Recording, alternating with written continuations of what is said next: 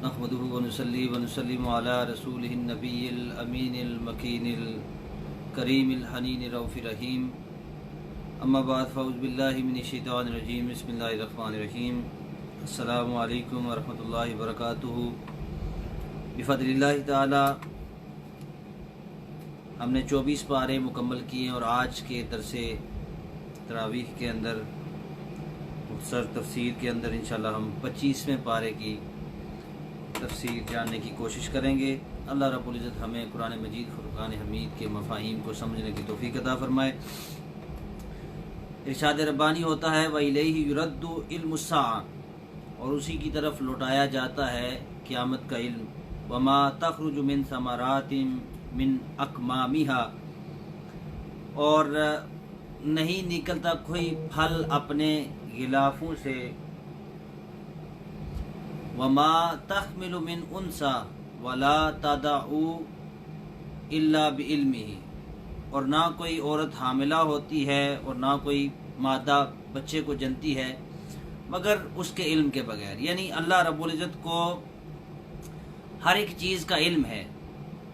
क़यामत का इल्म वो जानता है, फलों से कैसे जो है वो फूलों से फल और फिर जो है वो गुंचू से फल बनते हैं, और कैसे फलों की पैदाइश होती है और बच्चे की पैदाइश कैसे होती है। तो ये पूरी कायनात की जो अफजाइश है या इसकी नशो नमा है या इसके जो बनने के अंदाज हैं, या कायनात का जितना भी इल्म है वो अल्लाह रब्बुल इज़्ज़त की दस्तरस में है। कोई चीज़ भी उससे मावरा नहीं है, वो हर एक चीज़ को जानता है। व यौम युनादीहिम ऐन शुरकाई क़ालू आज़न्नाका मा मिन्ना मिन शहीद। और फिर बात हो रही है कुफार की कि जब क़यामत के दिन उनसे पूछा जाएगा कि कहाँ हैं वो तुम्हारे बुत या तुम्हारे खुदा जिनको तुम मेरा शरीक ठहराते थे और उन्हें मेरे साथ खुदा बना के लाते थे, तो उनको बुलाओ, वो किधर हैं। तो फिर वो आगे से मुख्तलिफ इसकी तफासीर आई। किसी ने कहा, बाज़ मुफस्सिरीन ने लिखा कि वो कहेंगे कि जो है वो उसके ख़िलाफ़ वो गवाही कहेंगे हम इनके ख़िलाफ़ गवाही दे चुके हैं। और बाज़ ने लिखा कि वो उन्हें नज़र उस दिन नहीं आएंगे, जो जिनको वो खुदा मानते रहे वो उस दिन उनको नज़र नहीं आएंगे। आगे चलते हैं। अल्लाह रब्बुल इज़्ज़त ने फरमाया अल्लाहु यज्तबी इलैहि मय यशाउ व यहदी इलैहि मय युनीब, कि अल्लाह रब्बुल इज़्ज़त जिसे चाहता है चुन लेता है। अल्लाह रब्बुल इज़्ज़त इज्तिबा फरमाता है, मुंतखब कर लेता है, चुन लेता है। इलैहि मय यशा, जिसको चाहता है। यानी अल्लाह रब्बुल इज़्ज़त जिस बंदे को चाहता है अपने कुर्ब के लिए, उसको नेकी के रास्ते पर चलाने के लिए, अपने दीन यानी दीन इस्लाम के लिए, उसूल इस्लाम और अपनी इताअत के लिए, जिस किसी को चुनना चाहता है उसको चुन लेता है, जिसको चाहता है उसको चुन लेता है। व यहदी इलैहि मय युनीब, और हदायत देता है अपनी तरफ जो उसकी तरफ रुजू करता है। तो यहाँ पे मुफस्सिरीन ने दो बातें सराहत के साथ लिखी कि इससे मुराद ये है कि जो औलिया अल्लाह हैं, जो मुत्तकी और साले लोग हैं, और अम्बिया और सिद्दीकीन जो लोग हैं, अम्बिया और सिद्दीकीन को अल्लाह चुन लेता है, इस्तिबा फरमाता है। यानी कोई भी इंसान अपनी मेहनत से नबी नहीं बन सकता। कोई इंसान कहे कि मैं रातों को इबादत करूं, या मैं मुसलसल रोज़े रखता रहूं, या मैं सदक़ात व खैरात करता रहूं तो मैं नबी बन जाऊंगा या रसूल बन जाऊंगा, तो ऐसे मुमकिन नहीं है। कोई इंसान अपनी ज़ाती एफ़र्ट से नबी या रसूल नहीं बन सकता जब तक अल्लाह उसको मुंतखब ना फरमाए। और फिर नबी और रसूल के बाद एक दर्जा आता है, वो सिद्दीकीन का है, शुहदा का है, सालिहीन का है, मुत्तकीन का है, परहेज़गारों का है। इसमें फिर दो चीज़ें हैं। एक ये है कि जिनको अल्लाह पसंद फरमा लेता है और उनका इज्तिबा फरमाता है, उनके लिए उनको चुन लेता है। उनमें वो लोग हैं कि जो बग़ैर किसी मेहनत के, मुशक्क़त के, रियाजत के अल्लाह उनको विलायत से भी हमकनार करता है और उनके दर्जात में बुलंदियाँ भी फरमा देता है।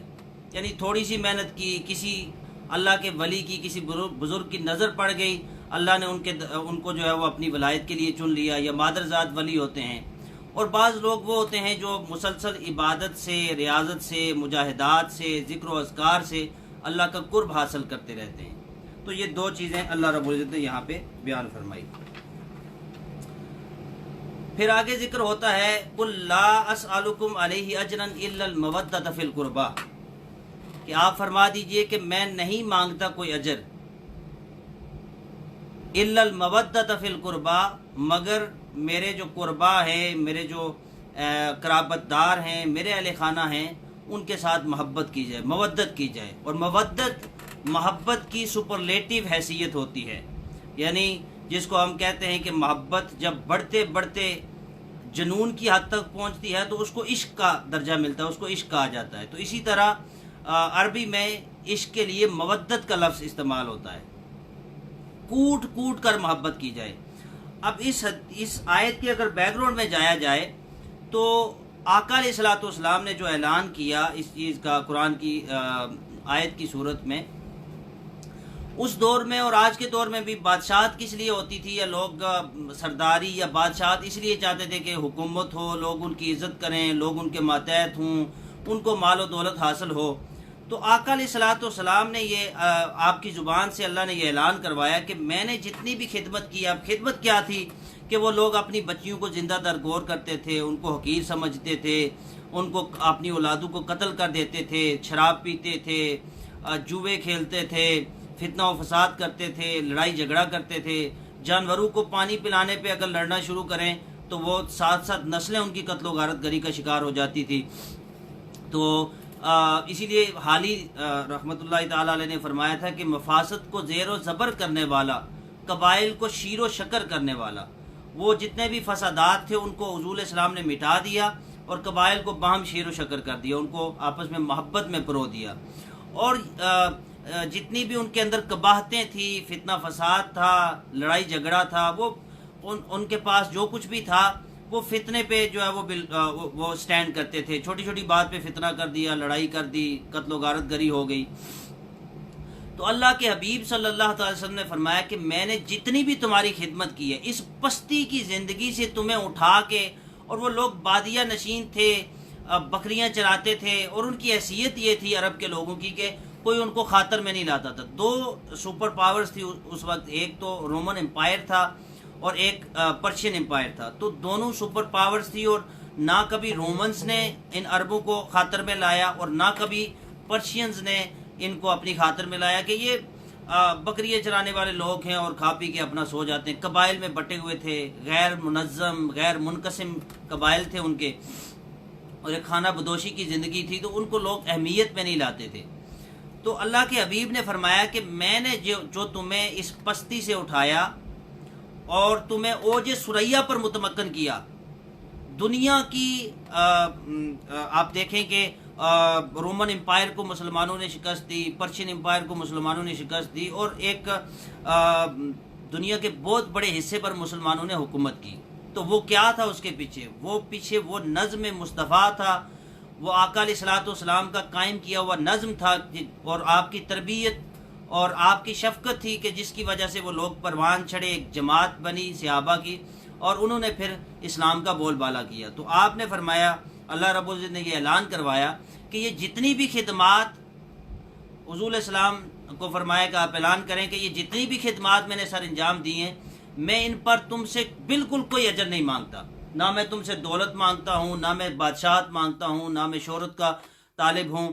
الا المودۃ فی القربى، میں یہ چاہتا ہوں کہ میرے قرابت داروں کے ساتھ، میری اہل بیت کے ساتھ تم محبت کرو۔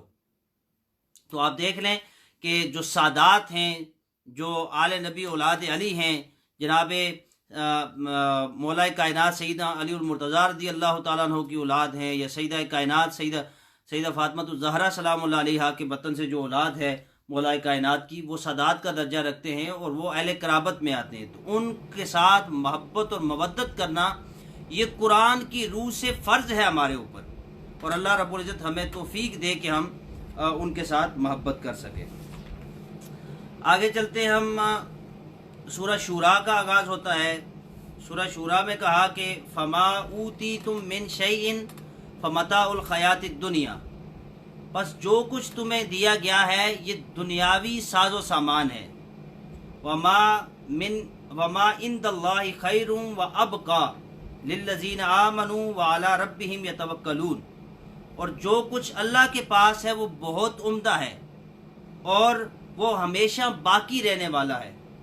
اور للذین آمنوا وعلی ربہم یتوکلون، اور ان لوگوں کے لیے جو ایمان لائے ہیں اور اپنے رب پر توکل کرتے ہیں، یعنی جو لوگ ایمان والے ہیں اور اپنے رب پر توکل کرتے ہیں اور جو مال وہ اللہ کی راہ میں خرچ کرتے ہیں. اور مفسرین نے لکھا کہ یہ آیت اس وقت نازل ہوئی جب جناب سیدنا صدیق اکبر رضی اللہ تعالیٰ عنہ نے اپنے گھر کا سارا سامان حضور علیہ السلام کی بارگاہ میں غزوہ کے وقت جو ہے وہ پیش کیا. تو بعض لوگوں نے تانا دیا اور کہا کہ یہ انہوں نے کیا کیا کہ سارا مال انہوں نے دے دیا تو یہ خود ایسے بھوک کا شکار ہو جائیں گے. تو اس وقت یہ آیت نازل ہوئی کہ یہ دنیا کا جو سامان ہے یہ کوئی حیثیت نہیں رکھتا، بلکہ حقیقت میں وہی ہے جو تم اللہ کی راہ میں خرچ کرتے ہو، یہ اللہ کے پاس موجود ہے. پھر فرمایا والذین یجتنبون کبائر الاسم والفواحش وَإِذَا مَا غَضِبُوا هُمْ يَغْفِرُونَ، اور جو لوگ بچتے رہتے ہیں بڑے بڑے گناہوں سے اور فحاشی سے بچتے ہیں، زنا سے بچتے ہیں، بدکاری سے بچتے ہیں، اور جب غضبناک ہوتے ہیں تو معاف کر دیتے ہیں. جب انہیں کوئی غصہ دلاتا ہے، ان کی حق تلفی کرتا ہے، ان کے ساتھ زیادتی کرتا ہے تو وہ بڑبڑاتے نہیں ہیں بلکہ وہ معاف کر دیتے ہیں. والذین، اور یہ اہل ایمان کی صفات بیان ہو رہی ہیں ساری. والذین استجابوا لربہم، اور وہ جو اپنے رب کا حکم مانتے ہیں، واقاموا الصلاۃ، اور نماز قائم کرتے ہیں، وامرہم شورا بینہم، اور ان کے سارے کام باہمی مشورہ سے طے پاتے ہیں. اب میں یہاں پہ ایک اور بات کی وضاحت کرتا چلوں. قرآن مجید فرقان حمید میں اکثر مقامات پہ جو اقامت نماز کا یعنی نماز کا حکم آیا تو فصلی لربک ایک دفعہ ذکر آیا کہ رب کے لیے نماز پڑھو، یا شاید کہیں اور ذکر ہوا ہو قرآن پاک میں. 99.99% جو یعنی آپ سمجھ لیں کہ جتنا بھی قرآن مجید میں ذکر آیا نماز کا تو پڑھنے کا ذکر ایک بار یا ایک یا دو بار آیا ہوگا. اکثر مقامات پر جو ذکر آیا وہ یہ آیا کہ نماز کو قائم کرو. اقامت نماز کا ذکر آیا تو اقامت نماز کا مطلب یہ نہیں ہے کہ ہم اپنے منہ سے کلمات کو ادا کرتے ہیں تو یہ کافی ہو جائے گا، بلکہ اس کی روح کو جاننے کا ذکر ہے کہ نماز اصل میں چاہتی کیا ہے، اس کا فلسفہ کیا ہے، اور وہ فقط مصلی تک محدود نہ رہے بلکہ جب ہم مصلی سے اترے تو اس نماز کے اثرات ہماری زندگی پر موجود ہوں.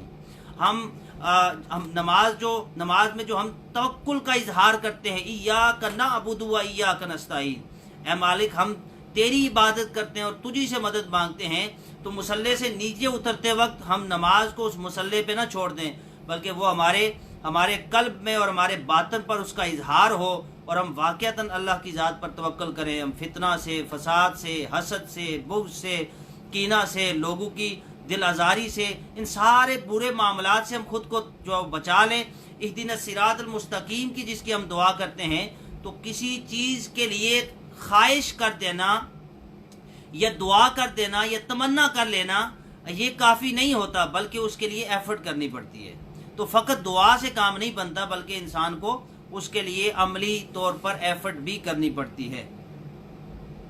اور پھر آگے جو بات ہوئی کہ وَأَمْرُهُمْ شُورَا بَيْنَهُمْ، اور ان کے درمیان جب بھی کوئی بات ہوتی ہے تو کسی کام کے معاملے میں وہ مشورہ کرتے ہیں بام. اور یہ اسلام کا حسن ہے کہ جناب تاجدار کائنات صلی اللہ تعالی علیہ وسلم جب بھی کسی کوئی عام معاملہ ہوتا، کوئی مشکل پیش آتی تو صحابہ کرام رضوان اللہ علیہم اجمعین کو جمع کرتے اور ان سے مشورہ لیتے. اور یہ درس ہے ہمارے لیے کہ اور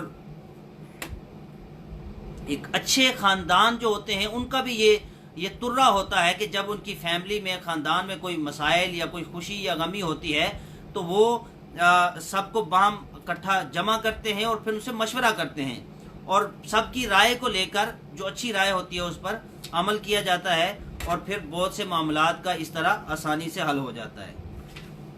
پھر آگے ذکر ہوا کہ جن کے ساتھ زیادتی کی جائے وہ اس کا بدلہ لے سکتے ہیں لیکن اتنا ہی بدلہ لیں جتنی ان کے ساتھ زیادتی ہوئی. اور پھر فرمایا کہ جو لوگ جن کے ساتھ زیادتی ہوئی اگر وہ معاف کر دیں تو یہ تو اللہ کے ہاں بہت زیادہ اچھی بات ہے، یعنی یہ بہت فضیلت رکھتا ہے کسی کو اس کے گناہوں پر یا اس کے اس کی نافرمانی پر یا اس نے جو آپ کو تکلیف پہنچائی ہے معاف کر دینا، یہ اور زیادہ بہتر درجہ رکھتا ہے، اور اللہ تعالیٰ معاف کرنے والوں کو یا محسنین کو بہت پسند فرماتا ہے۔ پھر آگے سورہ دخان ہے، اس میں کتاب امید کی بات ہوئی، اور پھر قرآن مجید کا ذکر ہوا کہ انا انزلناہ فی لیلۃ مبارکۃ انا کنا منذرین، کہ اس کتاب کو قرآن مجید فرقان حمید کو مبارک رات میں اتارا گیا، فیہا یفرق کل امر حکیم، اور اس مبارک رات میں بہت سے فیصلے ہوتے ہیں۔ مفسرین نے اس میں اختلاف کیا، بعض نے کہا اس سے مراد شعبان کی جو 15ویں ہے اس کا ذکر ہے، اور بعض نے کہا کہ اس سے مراد جو ہے وہ لیلۃ القدر یعنی رمضان المبارک کی وہ رات ہے جس میں قدر والی رات جس میں قرآن کو نازل کیا گیا۔ پھر اس کے بعد ہم دیکھتے ہیں کہ سورہ الجاسیہ ہے، اس میں اللہ رب العزت کی بہت سی قدرت کی نشانیوں کا ذکر کیا گیا۔ اللہ رب العزت ہمیں قرآن مجید فرقان حمید کی آیات بینات کو پڑھنے، سمجھنے اور عمل پیرا ہونے کی توفیق عطا فرمائے۔ حافظ صاحب اب آپ تلاوت فرمائیں۔ السلام علیکم۔